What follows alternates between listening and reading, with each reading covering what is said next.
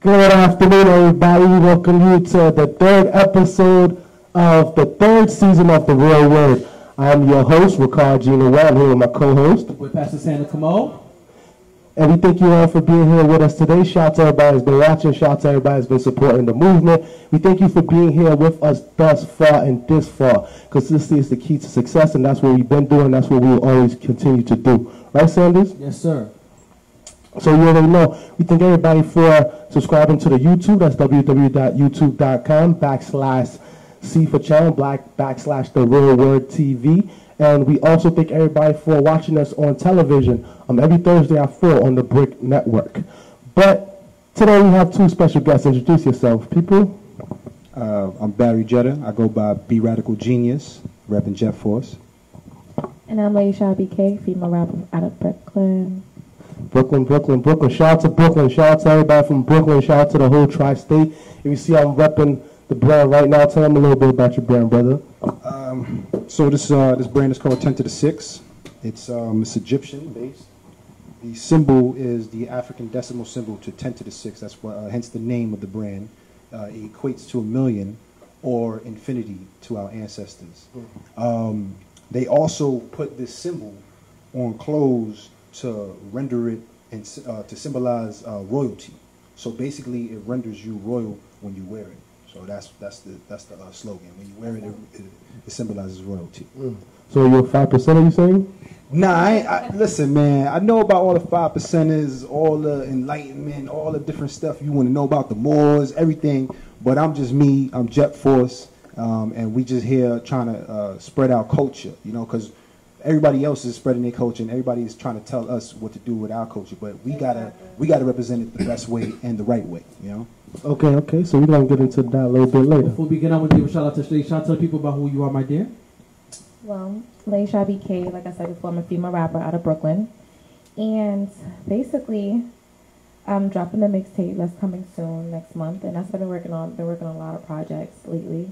And definitely attended something that was very important 2 days ago, which was the breast cancer relief charity event that I had an opportunity to perform at. I got booked for that. And I mean, how was that? It was amazing. Definitely saw a lot of cancer survivors. And when I tell you this is a disease that's been killing off so many people, and to be involved and to perform for that and to give back was such a beautiful thing. So that's amazing. How long have you been rapping? Rapping for 5 years now. 5 years plus. Maybe about like 6, 7.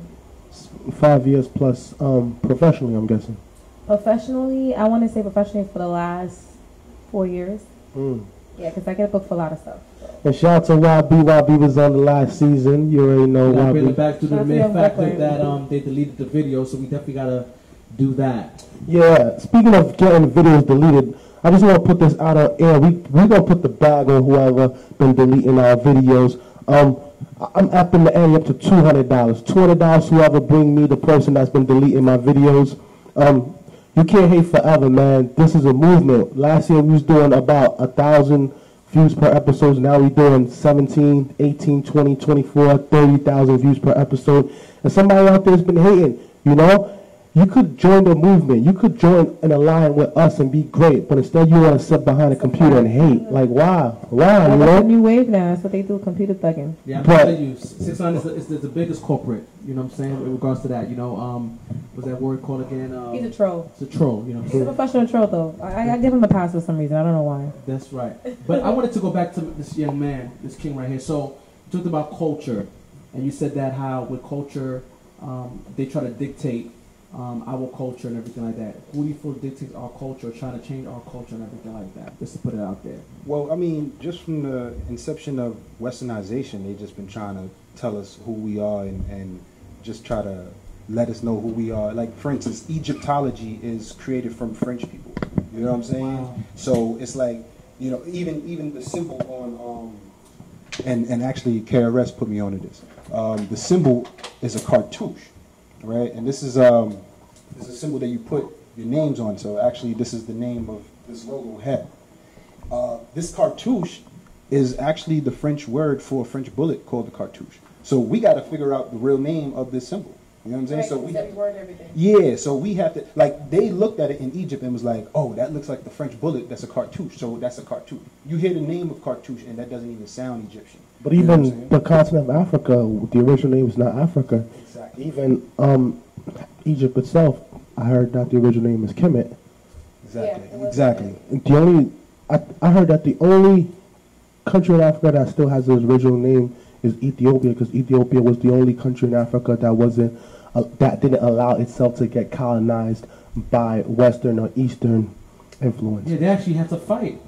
You know what I'm saying? Yeah, but at one time, King Selassie, he did run away. Well, just real quick. I don't know about that historically. I think Historically, he See what did it says he Atlantic did run Ocean? away. That was the Ethiopian Ocean. So Ethiopia was from over here to all the way over Yeah. there. So that's another thing. They saying Ethiopia is that one little small part when the whole Africa was Ethiopia. Yeah, so we can exactly. go all day with this, but that's just one thing we're talking about. We're trying to get back to our culture and teaching our own culture. You know what I'm saying? Not letting these so-called colonialists tell and dictate what we do. why do you think that's important and why do you think that's vital, if I may ask? Well, it's important, especially in this time with hip hop, because hip hop is like, it's basically like a new religion. You know, so it's a way of life. To me, I think it's losing its culture, though. Slowly. I don't think it's losing its culture because if you go to like China, you go to like all these European countries, they love the old school hip hop. Oh, no, They of love course. KRS That, and all that. no.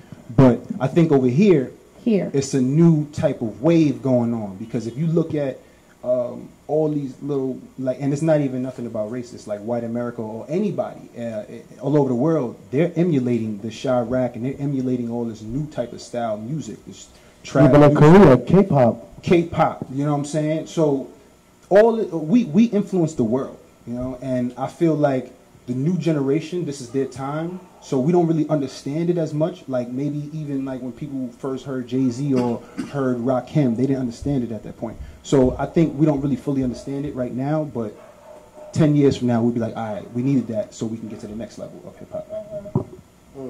But you know, I wanted to add, the thing is that you said you feel like hip-hop is losing its way. So how do you feel that, in what sense?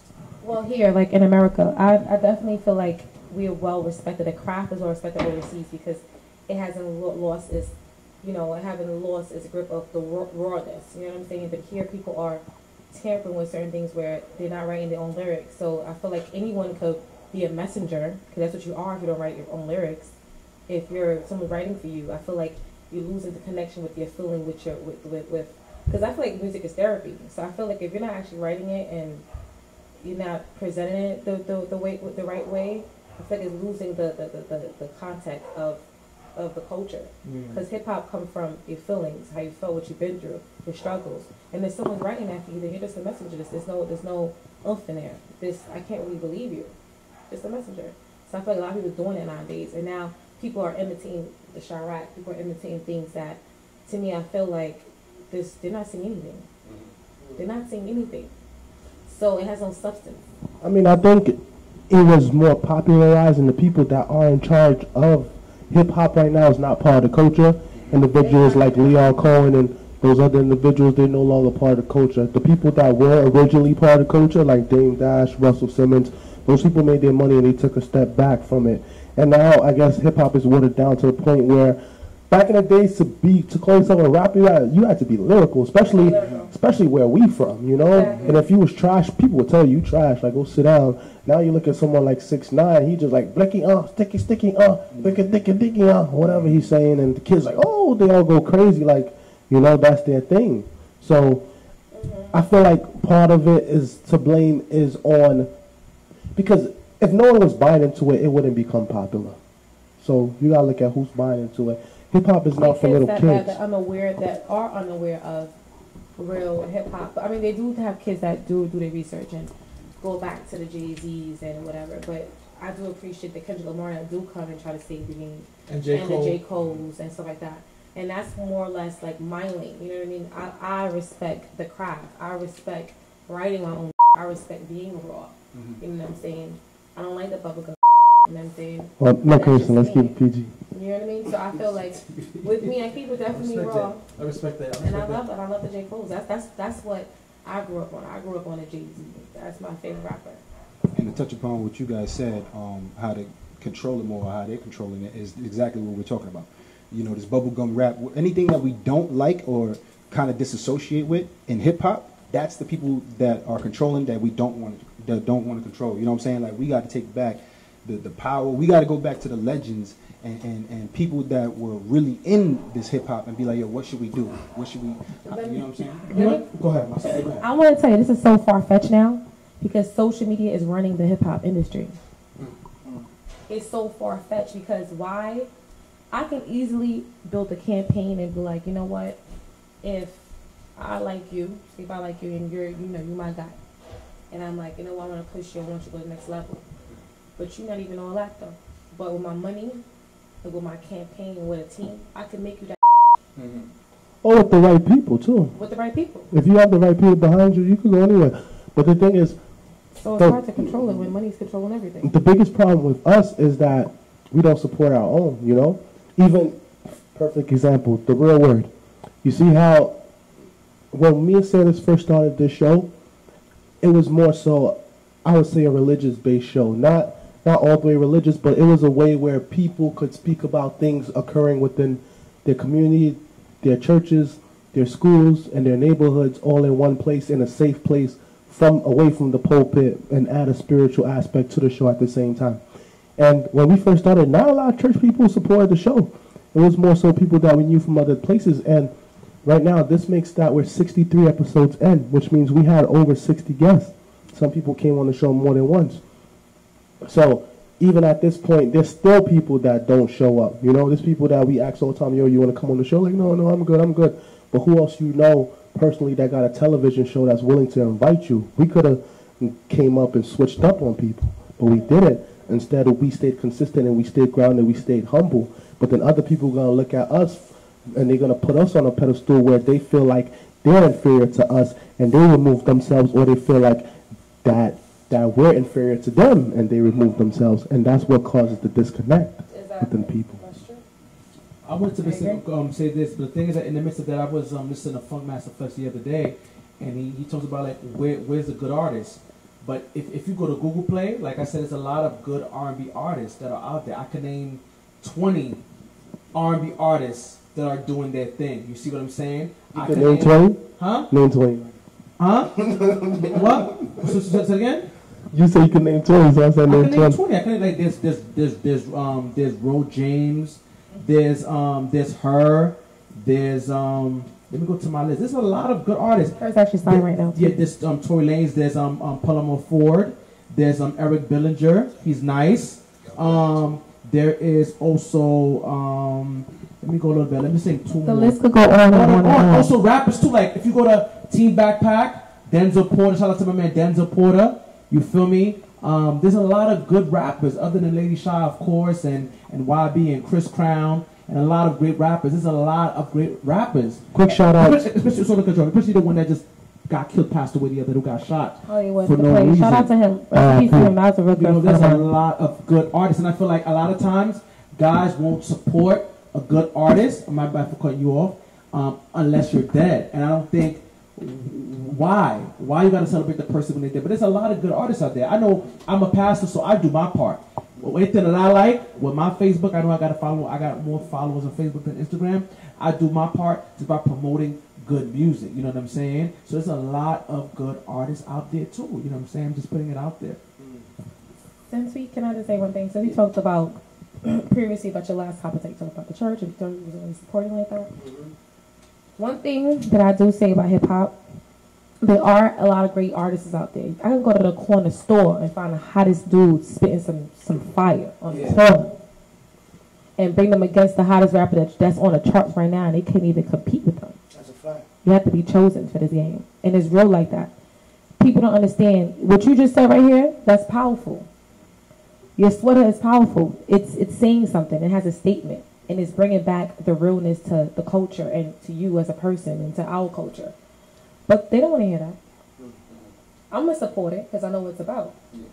But the higher ups, they're looking for the people that's gonna dumb down, and the one that's not gonna respect, you know, the person who are intelligent, and you know what I'm trying to say. So I feel like right now it's it's just crazy. We could be the hottest rappers out, but then they won't give us a chance if we're too smart. That's real. I just want to say shout out to all the viewers that's watching. Shout out to Elder Sonatus. I see you. Shout out to my cousin, Lencius Lensifor. Shout out to Richard Paul. Shout out to everybody that's watching. Speaking of up and coming musicians, shout out to my brother, AJ Rhymes. And you said you do music too, brother. Yeah, I do some music. Right now I'm on the background end, but you could go check me out at SoundCloud. Look me up as Be Radical Genius. It's gonna pop up right away. And the single's out right now is Plug. That's the only one that I actually put out commercially. It was like a little test run.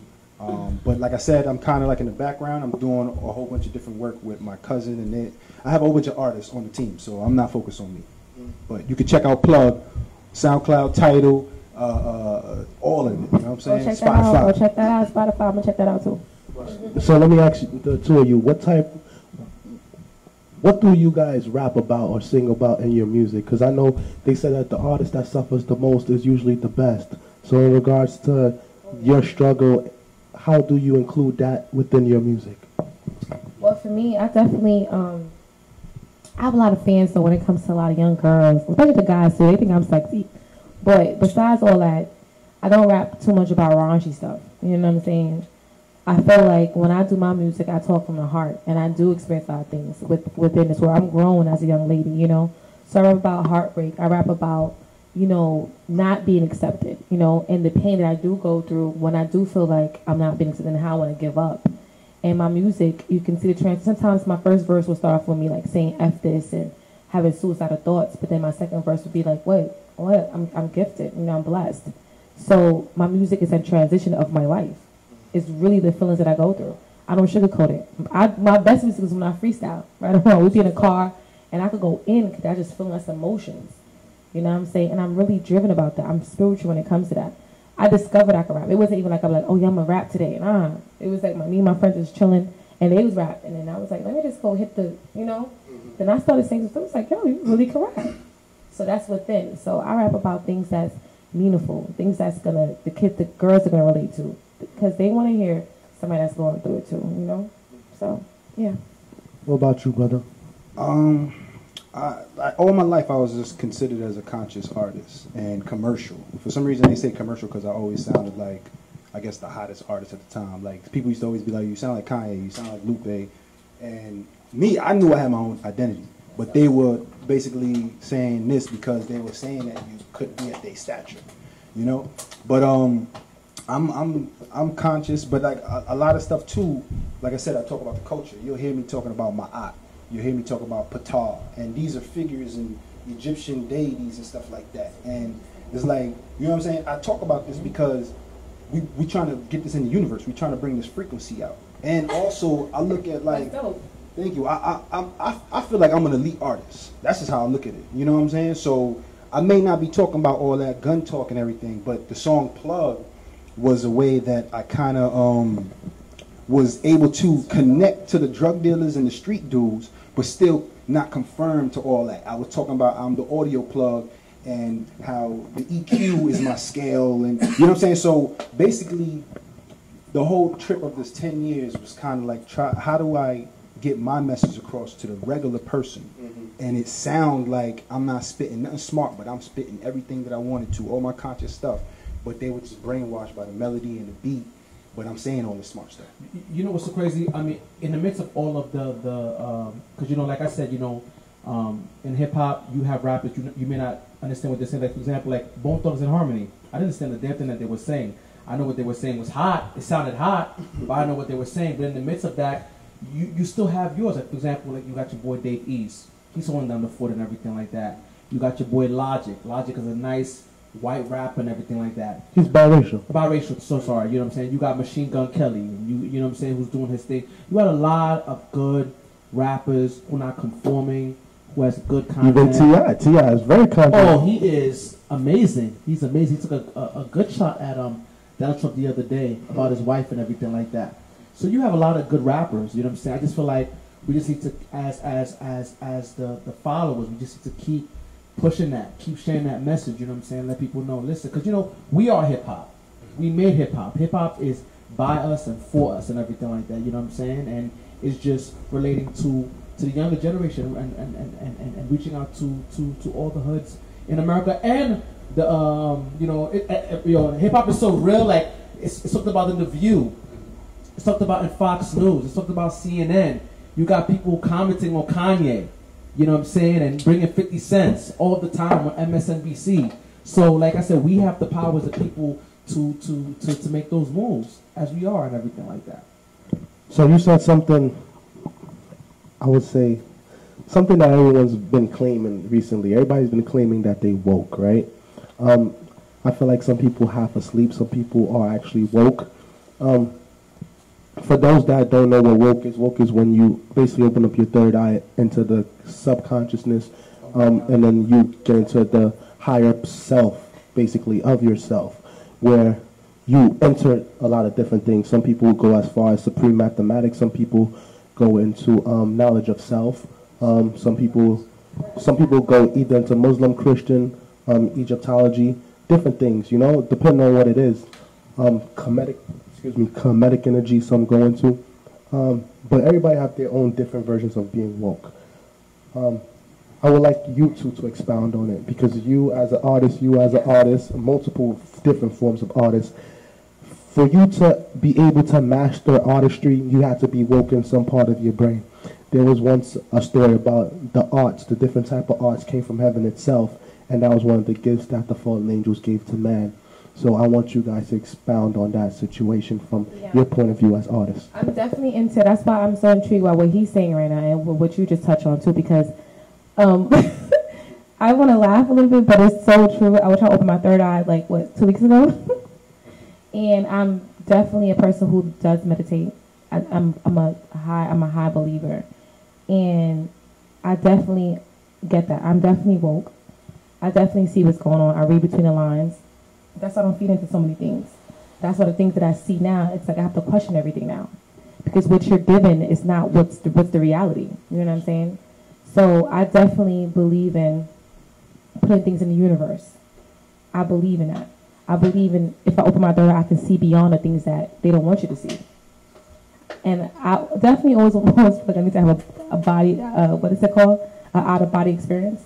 That's what I always have when I perform. And that's real stuff. That's how spiritual I am. Yeah. So I'm definitely aware, and I'm definitely happy that I'm aware, because when I get in this game, I can my decisions and what I try to decide to do, it can't be tampered with. Even though there's still higher people that's in charge of things like the Illuminati, this, that, and third. But you gotta be woke. You gotta know who and what these people are and what is out there, because it's just not only us out here in this universe. At all. Sometimes you get into certain situations, you gotta sign those non-disclosures. It's true though, but the pyramid, even the pyramids, and I'm definitely into that. I'm definitely studying that as well. And I do believe the pyramid hold a lot of secrets that we can open and find out what's really going on out there. Pyramids are very strong. Definitely bring a lot of energy. It's funny how you say that they're strong and that they bring a lot of energy. Ironically enough, there's a theory that these pyramids were actually used as a source of energy, almost like a nuclear power plant, that they used to emit energy, and that these people, during the time of the ancient Egyptians, they had electricity from the pyramids themselves. Exactly. So go ahead, brother. Well, just to touch on what you just said, actually this year, I can't remember where the source was, but this year alone, from their research of the pyramids and how it collects heat signatures and energies, right, and frequencies. It's still heat in them right now. Yeah, well, because it's like the electromagnetic spectrum. Speaking to the mic. The electromagnetic spectrum has all the UV, the infrared, and the radio waves and microwaves, right? So that's the energy that they intake in the pyramids. From the research, I don't know exactly how they got it. It has to be a formula, right? They had to figure out what the formula was to collecting this energy. From that research from 2018, they just boosted up solar panels abilities. So solar panels, firmwares, and all the technologies upgraded. So it's going to be 10 times better, maybe even 100 times better. And then also the sensors on our phone. You know what I'm saying? Just from that, that's heat signatures. So This is 2018, and they still getting technology from us. I could put you on the book called, I'm sorry, I mean, listen, the Ankh book. Most of the inventions were created by black people. All the inventions. And they took it away from us. They took away a lot of stuff that we have done because they don't want us to be aware of how smart we are. Exactly. They take away the books away. They teach you the white, no offense, but they teach you the white man's history. Well, and half of them is tamper. That's a fact. Colonialism. But the word itself, his story. So he's teaching you his exactly. story. If he runs the schools and the government, then he teaches you his story. If you want to learn your history, then you got to return back home, which is a lot of black people are afraid to do. A lot of black people are afraid to even visit Africa because in their minds they think it's a bunch of naked black men with spears running around. Because that's what the media portray us to be. Okay, like I could tell you about Haiti. I went to Haiti. I used to be so scared to go to Haiti, but then it's like, my mom is like, "Are you crazy? This is the most beautiful, beautiful island." When I went there, I thought I was gonna get kidnapped. I thought all the things that they put out there in the media and stuff like that was true. So far-fetched, because they know what's out there. They don't want you to go. And they know what they're doing. And all white people's out there because they know why they're there. But they don't want to keep us there. They don't want you to visit. They try to run us out. You know what I'm saying? But you gotta know your knowledge. We gotta not listen to everything the media say and go out there and look for yourself. Just to touch back on the woke thing too. Wow. I know we left off of it, but some people they like on the woke thing. Like some people they could meditate, right? And they can access that energy signal or go to that level, right? But then some people, they can't just be in a silent room and meditate. And that's one thing from my life experiences that I learned. Sometimes you got to be in a room with a whole bunch of frequencies. If you looked at Basquiat will have the radio on, the TV on, everything on, and then just draw and paint. All those frequencies, and you saw his hair, he was getting it with his antenna. All those frequencies put him into that energy to draw those magnificent paintings. You know what I'm saying? And no one knew his technique, but I knew his technique because they always said it. Yo, he played loud music, TV all the way on, everything on, radio, everything is on, and he just goes ahead and works. But you can see that in the art, though. Exactly. The art itself is full of love. Exactly. And then some people, they may have to just do breathing techniques. Some people may need a little bit of herbal, and you do the breathing techniques around plants. I did it around plants. This was at my aunt's house. I got out one time, breathing techniques around plants, and I felt this like connectivity, this like almost like this infinity sign with the, like, all right, we breathing out carbon dioxide, it takes it, it brings it back into oxygen, we bring that back in, you know what I'm saying? So it's a flow of infinity. But man in itself is vibration. As a weird vibration. That's why when we come around certain people, we say we feel the vibe. That's true. Exactly. Because we literally are vibration. Exactly. Say for example, like I keep plants in my house. I keep plants. I water the plants. I always talk to the plants and I watch the plants grow. Same way with my children. I talk to my children. When you come home, the child runs up to you and they talk to you, or even the baby, when the baby sees you, their eyes lit up and they're like, oh, because they know the vibration about you. They know the difference. Even though they can't talk, they feel you and they could tell that, okay, this person is family versus to a person that's not family. They could tell the difference based on the vibration. Me, when I started traveling the world, I started going to different countries. The countries I would go to, most of the countries I visited thus far were all in Latin America and countries where people barely spoke English, but we communicated. Like, when I went to DR, that's where I went most recently. I was born there, so. Okay, shout out to DR. So I went there most recently. I had no connection on my phone. I had no service. The only way I would get service is if I put in a destination from the resort to wherever I was going to go, but in between there, I was riding blind. But everywhere I went, people just showed me love. Like, I was hopping out in the ghetto in DR, and people were showing me love. I found some Haitians, I found some Dominicans, I was just chilling, and it was just the vibration. Then I remember I went in the water, and as the hot tub was going off, I closed my eyes, I started to meditate, and I started to feel the vibration from the earth, and it felt like I was there before, and I started to get visions of what occurred on that planet. Not on that planet, but on that island within itself. And I was like, oh, shoot. What do you call that? What do you call? Is that opening your third eye? Please tell me. I wonder if my third eye is open. Okay.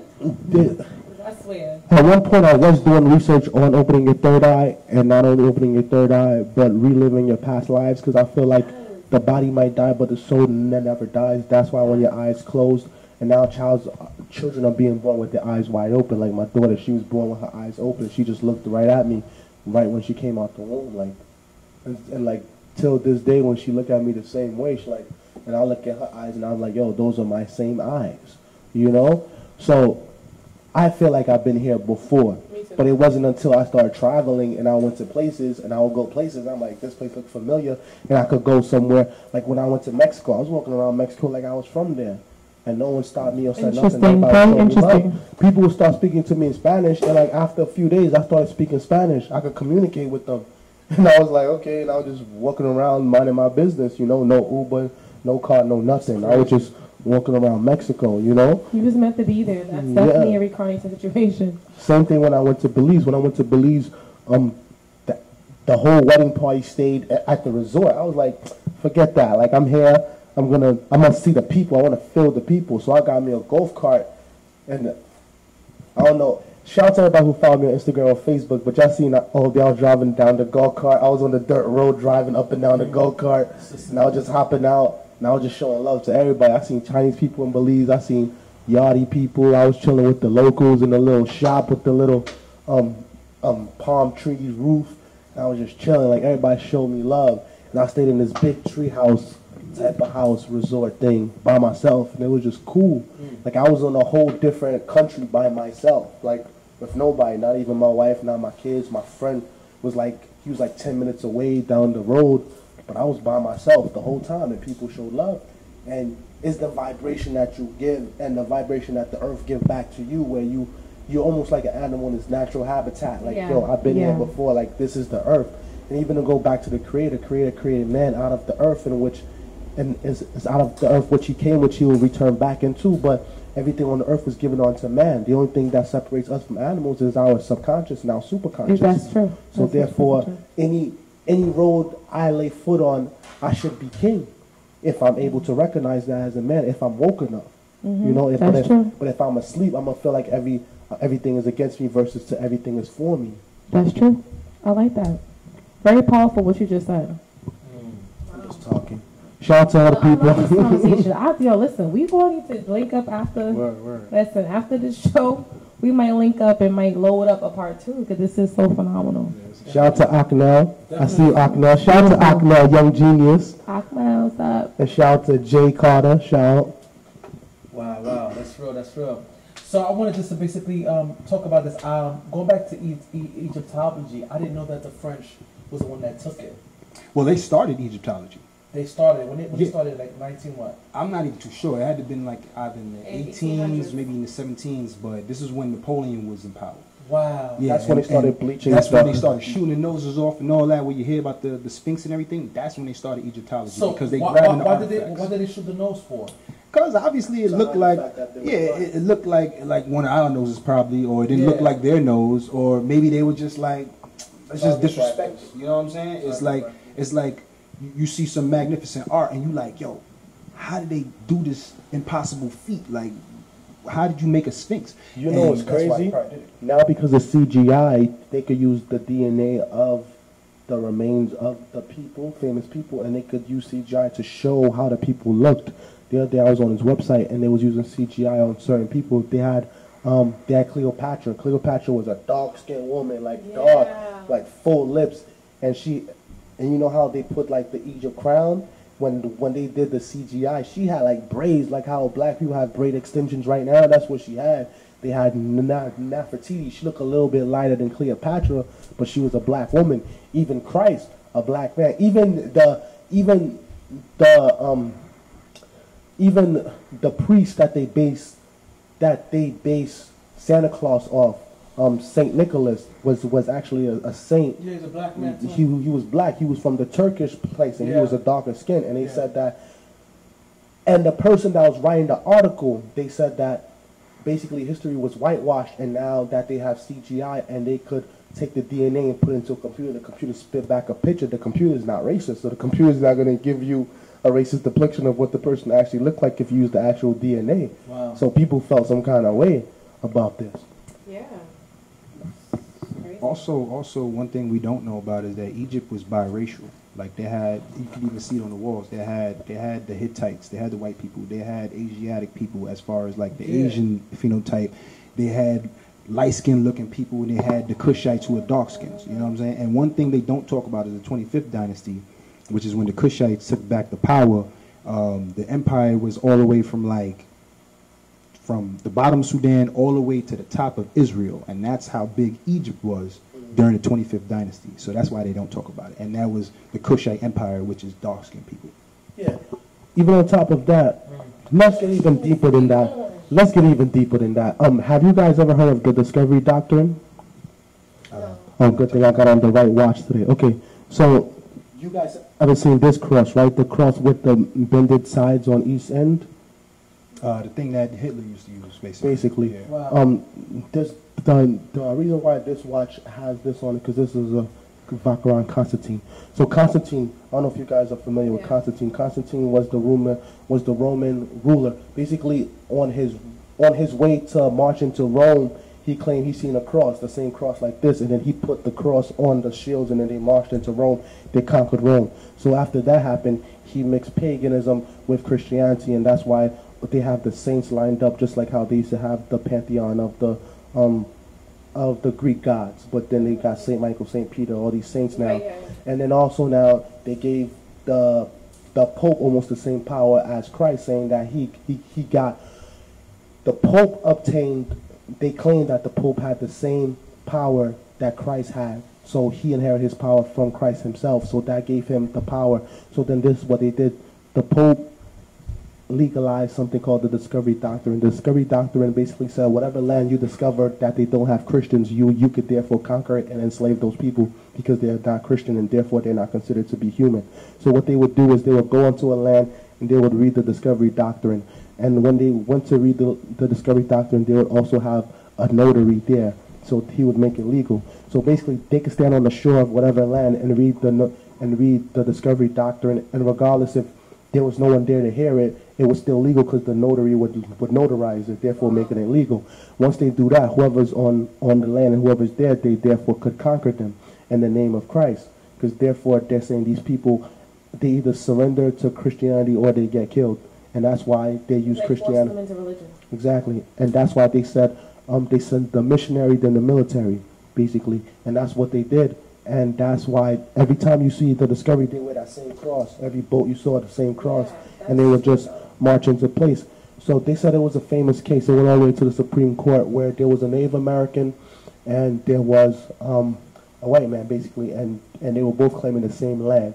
One of the judges that sat upon the Supreme Court, he owned land too under the same Discovery Doctrine, and basically he was supposed to remove himself from that decision. Because if you're part of the Supreme Court and the thing that's being played before the Supreme Court, if it's directly related to you, you're supposed to excuse yourself legally. But he did not excuse himself because it was a conflict of interest for him. But he ignored it, and then he brought up the Discovery Doctrine because there's a legal doctrine called the Discovery Doctrine. He basically said that. Because the people that were prior there weren't Christian and this person declared it and they had the notary, they legally owned that. Until this day, they still own it. That's why when you say Christopher Columbus didn't discover America, yes, he did. He discovered it under the Discovery Doctrine because he claimed whoever was there wasn't Christian. Therefore, they were not acknowledged by the Pope, and therefore they were not acknowledged by Rome, and therefore they weren't legally human, basically. Wow. Yeah, it's a lot of things behind that too, and that's how they took a lot of our land with paperwork. Exactly. These people sleep. They're gonna kill me for knowing all this. But the first Christians was Ethiopians. You know what I'm saying? Facts. You know, so technically they already went against what they talking about because we Christians. Ironically, that's because people don't read the Bible. In the Bible, when the Apostle Paul was on his crusades and he was marching around preaching the gospel, and they wanted to kill him, he ran back to Africa. And when he came back to Rome, they said, look at this Egyptian. He could speak Greek. He could speak Roman. Basically, it's saying, look at this Negro. How does he know how to speak our language? Well, that's another thing too. The Greeks, the original Greeks, aren't white, and all these people that we are so-called saying that are white or associating with white, they're not white, and that's a part of the whitewash that we've been given, because Greeks are not white. Well, the original Greeks are not white because they're Phoenicians. That's the same people with the Carthage and the Carthaginians from Hannibal. Yeah, you know what I'm saying? Yeah. So like they basically whitewashed everything to make you think that that's not us, and that is us. Well, the term white came from a European, an American, I forgot his name, who talked about Caucasian. You know what I'm saying? So, you know, prior before that, there was no kind of like, you know, color, like, you know, you're light, you're dark.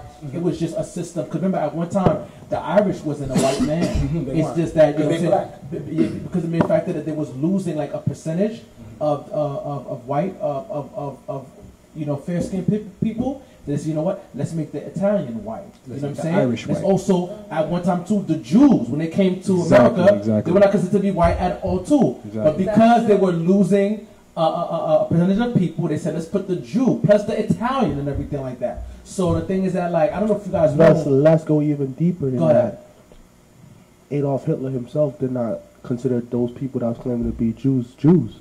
He admitted that like the original Jewish man, the original Israelite, was not that person that was in Hitler's country claiming to be Jews. Yeah, we the Jews as far as the Americans and stuff like that, and then also we're Israelites, you know. Yeah, and then this is Israelites in Ethiopia. This is a ancient hairdress. If you look at certain damn, I don't got a picture. Cleopatra had hair. Like we always had locks, and this was all the way from back in the day. So it's like you know who we are. And the locks would touch the earth because it would vibrate onto the man. Exactly. These are antenna, like how you have antenna built into your phone and stuff like that. It's true because when people be like, "Oh, I gotta start over. I want to cut off my hair," and you know what I'm saying, like that. Even the bald heads, though, the bald heads come from kings basically, because black kings used to bald their heads so they could sit the crown on it because the crown is so heavy because it was a big metal crown. And also the beard too was the beard was a symbolism of royalty as well. Yes, you know what I'm that's saying? Like right. you had like a rugged beard that was like that, a lot of I think the sultans try to take that from us and stuff like that. Royalty and intelligence. That's right. And the Bible says that let the oil run down your hair, similar to how the oil ran down the beard of Aaron and fell onto his apron. So when Aaron was anointed as the priest, the oil was placed on his head and it ran down his beard all the way down to his dress. Oh, my man said the tribe of Levi had locks and not all the tribes did. Yeah, the tribe of Levi priests. And those are the ones that went to Haiti. Yeah. You know what I'm saying? Yo, Haiti, we call it. Yeah, Haiti. Wow. So basically, I got a little bit of the Levi blood in me, and then I'm American as well, so the Judah. Yeah, I have to ask you a question. How do you feel about the situation that occurred in regards to the young man that he said I'm a girl. I'm so sorry. Forgive me, Tony. You're a girl. I'm sorry. It's Tony Thompson. Shout out to Tony, man. My last name is Tony. Yes. I want to ask how you guys feel about cops calling. White people calling cops on black people. There was an incident last week. I think they're weaponizing 911. You're referring to the incident where the little boy's book bag brushed up against the woman's backside and she claimed that the boy groped her and the boy was 9 years There's old? another situation that happened in Flatbush, but yeah, the boy is took care 9 of that years old. situation. But how you guys feel about that situation that's going on? Can you repeat that again? How you feel about white people calling cops on innocent black people? They're weaponizing 911. They're killing us. Well, I mean, ever since that, we'll say the privatized slavery term. Ever since that, like, what were police used for? They were used to get people that were trying to get out of enslavement. Listen, the police are the UKK. Okay? Well, the police were there to snatch those people that were running away. So, I mean, there's nothing different to now. You know what I'm saying? They're just working for the new corporations and the new plantations. You know. Exactly. The police are the new KKK. It's all corporate. I remember back in the days when I used to work in McDonald's when I was fresh out of high school, and they used to give the precinct free burgers all the time, and they would fund the whole picnic. And I'm like, why? They're like, okay, in case there's an emergency here, they come here faster because we're bribing them. And like you said, they work for the corporations, and McDonald's is a corporation, so basically they're basically feeding them. If you go in certain neighborhoods, you'll see certain donut shops or bagel shops. the police line up there every morning. You know why? Because they're extorting that business for protection. Let me tell you something. Anything that they could benefit from, they're going to keep it around. Anything. Like me, I am young, and I work for a multi-million-dollar company, and I'm the only, well, it's two of us, but I'm the only young black female that works in that office. I have a bachelor's degree in social work, but that's not even my field that I work in as far as what I work in the club. I write infomercials, that's what I do. And I basically do all the billings for all the top companies I could ever think about. And the only reason why they keep me there, I feel like, one, because I am intelligent. Two, they need me. Because the people that they hire, the little prissy white girls, they nothing. And I do the work and they present it like they did it. This is definitely going for 11 o'clock segment. Listen. Just to touch on one thing, you saw Hidden Figures? Hidden Colors? Hidden Colors or Hidden Figures? Hidden Figures is the one with Taraji P. Taraji P with the NASA one is Hidden Figures. Hidden Colors is Tariq Nasheed, though. I know, No, I didn't but see that's that. exactly what they did. All the black women were the computers, the real computers. Yeah. Right? Before computers were out there. Yeah, they were able to and calculate they math at a high basically speed never and told all us that. about all the computations for NASA. This space privatized company is being done by black women. Right, yeah. That's powerful. Yeah. Like, why are we not being told this? You Yeah. know what I'm saying? And now we're being told that. Now, because they that was what, how many years ago? You know what I'm saying? Yeah, They're trying to keep us. They trying to keep us Yeah, behind. 2000. Yeah. But we're always ahead. But it's just they don't want to tell us that because they want to give us a shine now. And then it's Like, people for that example, control. right, we have a contract with the Wayne Wade, right? They have the product called D-Wade Hoops. And now we have it in Walmart. We have it in, we have it in all the stores. However, I came up with the boxing, how to box it, right? The concept of that, the color. Because the color reporting how to attract the people in order to stop in the store to buy these products. These little things, these details are important. These are things that I come up with, ideas like that. PowerPoint interviews that I bust my ass and work on. And I went to work one day, and I sat there, and I presented what I presented. And when they got the contract, they took flight to go present it without me. And this is why I'm currently going back into my major in social work and looking for a job in a hospital. But that just opened me up and to be like, listen, I'm supposed to be a boss. I'm not supposed to make the white man richer. I have education. I'm a person that is very intelligent. Why I can't be my own millionaire? So Why that's can't the you reason start why. your own business? My own, and that's You what was I'm running doing everything now. for it? Exactly. You was doing all that stuff. So that's yeah. what I always said too. I'll take this and I said, I'm getting paid great, but it doesn't matter about the pay sometimes. It's about your dignity, what you stand for. So that's what I talk about. I talk about that in my music too sometimes. So yeah. That's crazy. Shout out It's to very Marcy and real. Lewis. It's very real. It's very real. Yeah, I'll just say, take all the knowledge in. Learn as much as you could from that And job. so, trust me, I have. And you know what's so crazy too? It's like, and I work right there in the city. And I usually go to 40 Club. That's my inspiration right there. Because I work right across the street, right around the corner. And I work in the biggest marketing company, the biggest building in New York City for markets. So when they have, sales week or the case and be, I'm seeing everybody come in, like when they do a private shopping, like Queen Latifah will come in the building, or they will like shoot the MTV thing and war, I think Tell Super's up there on the rooftop. A lot of things go on in this building, and I'm around all of it. They love me to death though. This is for your future company though. But this information is definitely for my future because I apply it right now to my music. Exactly. I have a couple of investors that I'm working with right now. I get invited to a lot of things that's important into, we're going to be doing something going to the film festival on Thursday. I got invited to the Monster headphones when they relaunched it, when they won the Beats lawsuit. I get all the perks, but I get the perks by using my brain. You know, I sit there and I say nothing, then you don't get nothing. So I'm awake and I know y'all using me, but guess what? Let me do this to use y'all too. Exactly. And I'm getting all the information so I can say F you one day. So yeah. Shout out to Tony Thompson. Tony Thomas, sorry. She said it's in the books though, but sometimes we wait for others to share our history with us. That's a fact. Well, that's why we gotta share ourselves. We gotta do more stuff like this and put it out there. We gotta get the word out because that's the only way that we're gonna promote ourselves and promote our culture. Shout out to Marcia Lewis. She said she's tired. She about to doze off. So good night to her. That's real. So guys, if you could go back to, I guess, 10 years ago, what do you know now would you share with your younger self? I would share everything. I would share everything because it's like, I mean, like even if you self-reflect now from 6 months ago, you'd be like, damn, I know so much, and that was 6 months ago. I wish I could know this 6 months ago. So I just wish that I knew it earlier, and I'm glad that I know it early on now so that I can keep moving forward. So it's like I'm not too late. I'm 29, but it's not too late because I got people that's around like 40, and they're like, yo, if I was 29 and I figured it out, son, and I got the codes, man, you don't even understand, So we got a lot of time, and it's just to kind of just codes. Well, I went to this event, and this is an all-black men's empowerment event.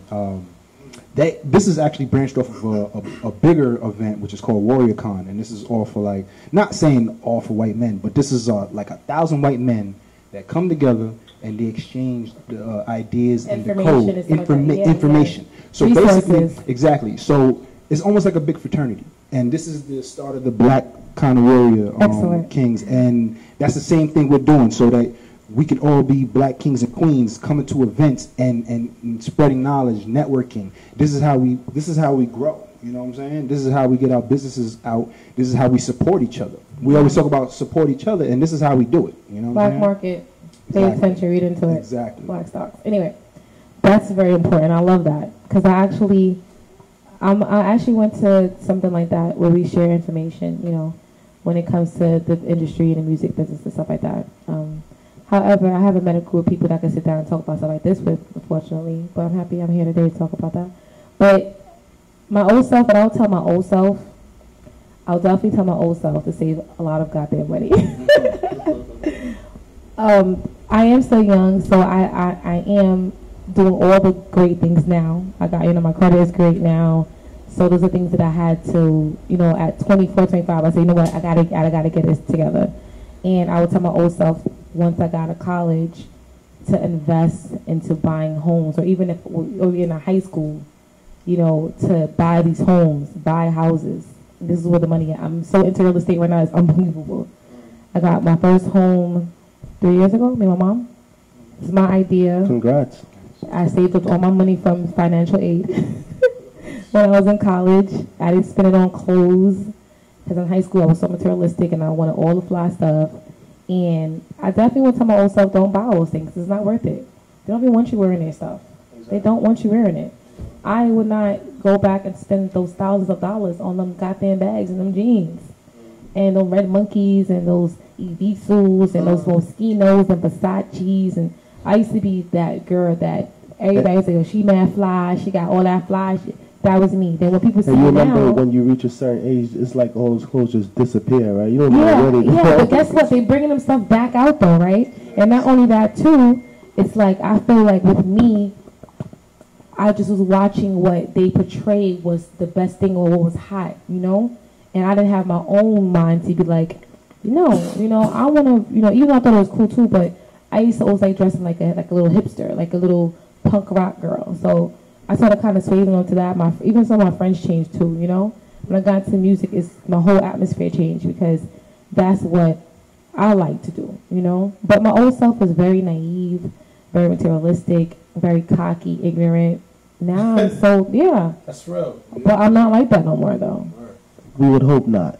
I'm so far from that. We could definitely tell from how you're speaking. I'm so far from that because I know I need to teach people, tell people that if you want to be treated the same way, you gotta treat the person the same way too, like treat them with respect. And I definitely tell my old self, you will be the boss ass chick. So don't ever give up. Because at one point when I was younger, I did give up. So yeah. So closing out, let's start off with Sanders. Closing thoughts, Sanders? Amazing. That's it. That's it. He's amazed. Amen. My last thought is amazing. Truly amazing. I love this interview. I love this show. Amazing energy. Feel it in the air. Amazing. So that's your closing thought, LadySha? That's my closing thought right there. What about you, brother? What's your closing thought? my closing thought is, when can we do this again? And you know, we need more of this. You know, Yeah. we need to keep spreading out like this. Yeah, this is dope. The greatest part about it is this is ours, so we can do whatever. See, owning stuff. You hear that? Word. Power. Literally, owned and incorporated. Yeah. So you already know. I Let's want make to a know move. why I swear like this. That's what I want to know after All this. right. We gotta talk. Well, I don't have the website up right now, but you can go to @10to6, and that's on Instagram or everything. Yeah, you can purchase it. You can hit me up. Yes. You know what I'm saying? Reach out, man. I'll give you some discounts. You can get a couple of products.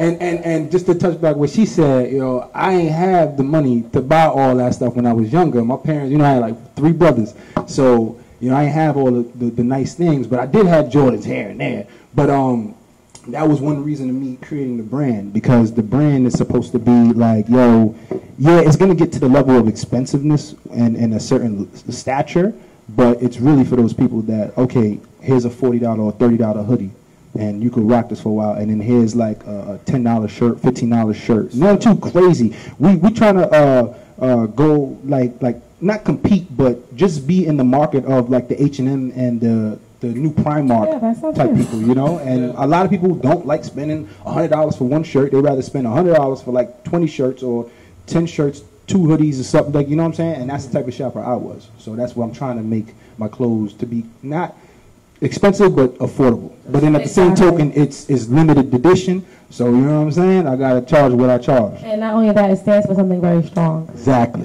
And Sanders, you got shirts for sale too, though, right? Definitely. Word. You know, don't count. Yes, definitely support the brand. Definitely. Where can they get the shirts from, Sanders? They can get it at funeralsdon'tcount.com, or they can go to, I forgot the name of the store in Brooklyn. I'll keep you posted about that. Or they can message you on Instagram. What's your Instagram? Mr. Cameau, Facebook. Sandra Cameau. Okay. Or you can holler at Rickard. Or telephone number? 347-393-5728. Okay, thank you. Shout out to everybody that's been watching. Shout out to everybody that's been supporting the brand. Shout out to everybody that's been supporting the whole movement. We thank our guests for coming on. Oh, somebody asked us a cool question. What's that? She said, before you guys... Oh, she said you're going to start investing sooner. Okay.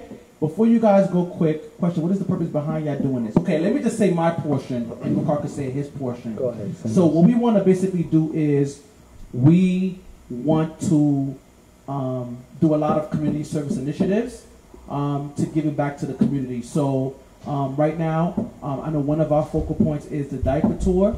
We want to give out 60,000 boxes and 20,000 baby formula to the 5 boroughs and nationwide on my portion. What about you, Rickard? The whole purpose of the real word was to bring the word of God, but apply it to the real life situations that we all go through, into real life within itself. The 2 hands, the 2 hands of life and the 2 hands of myself that I went through in life. You know, the street hand that ended up causing me to get incarcerated a few times, and then the business hand, which leads to the man that I am today. I put those hands together with the book and the world in itself, you know, not only the Bible, but the books of knowledge, the different books of knowledge, and with all the knowledge that I was able to obtain and with the enlightenment that God has bestowed upon me, I was able to give it back to the world around me. When I linked up with Pastor Sandy Cameau, we started the show, The Real Word. It was a show where we would have casual conversation, but then the world started watching literally. And when the world came in and started to watch, we started to deliver upon everything that we knew, but we also knew that we would have to obtain new knowledge to feed the people. But we did not want to only feed them with words. We wanted to actually feed them and to help the community, and that's when we started the not-for-profit. So the social media, the telecommunications, the not-for-profit, everything fell into place. It was all part of the Creator's master plan for us, and it's gotten us to the point where we are today. Shout out to everybody on the YouTube, www.youtube.com/C for channel /The Real Word TV. Shout out to everybody that donate to the GoFundMe, GoFundMe.com/The Real Word. That's GoFundMe.com /The Real Word, because the GoFundMe is what helped us to fund a lot of the community service initiatives, but now we're going the not-for-profit route to get corporate sponsorship. And that's to help the people, and to it's a chance for us to not only to help the people, but to do something that we love, be our own bosses, and to hire people within the community and give them opportunities themselves that they will not get other places. And they were talking about out-of-body experiences, when I preach, it's an out-of-body experience, because I never thought no one would sit back and listen to the words that I say, let alone for my sermons to go viral. Not only for my sermons to go viral, but for us to be here every week and thousands of people to watch us. So that in itself is a blessing. So all of this is things that is a divine intervention manifesting before your eyes in real time, which has never been to this extent, in my opinion. Because I personally don't know anybody else that's doing the things that we're doing. So all praises to the Most High for all of this, and we'll continue to do it as long as we have breath within our bones. So we thank you for watching tonight. We thank you for all the people that donated, all the people that came out, and I guess we'll see you guys next week. You want to close out with a prayer, Sanders? All right. Father God, we thank you for what you're doing. Continue to keep us in your presence and your love. In Jesus' name we do pray. Amen. We see you guys next week, and we thank you for watching. Show. Shout out to the guests for coming through and everybody else. Thank you, Good night. appreciate it. Thank you. Yay.